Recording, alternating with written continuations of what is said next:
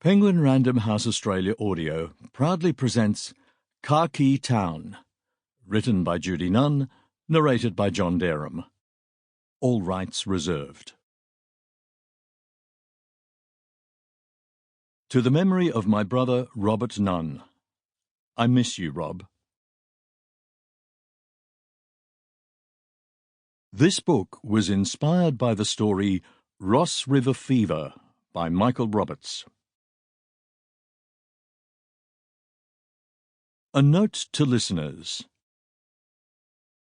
Khaki Town is about racism, and there are some passages that readers may find offensive and even shocking.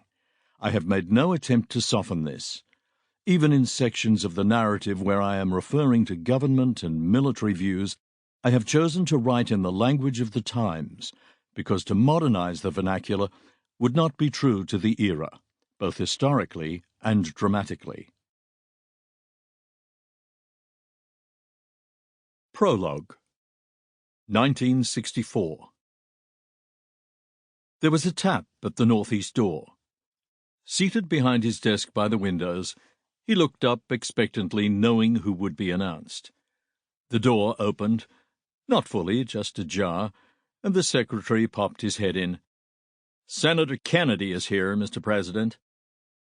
He rose from his chair and stood erect, back ramrod straight. A big man, around 6 feet 3 inches in height, an imposing figure. And he knew it. Yes, of course," he said in his Texan drawl.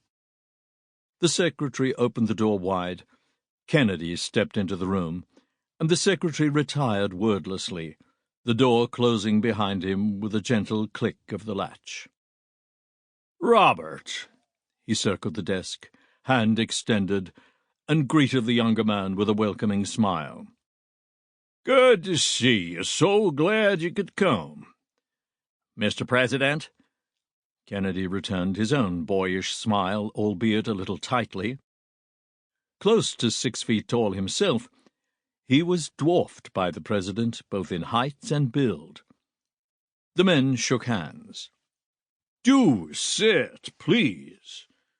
Lyndon Baines Johnson gestured affably to one of the two carvers on the visitor's side of the desk, facing the bay windows that looked south over the leafy grounds of the White House. Bobby sat. He loved this view.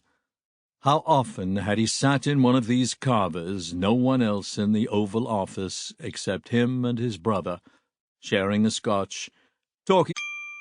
Sample complete. Ready to continue?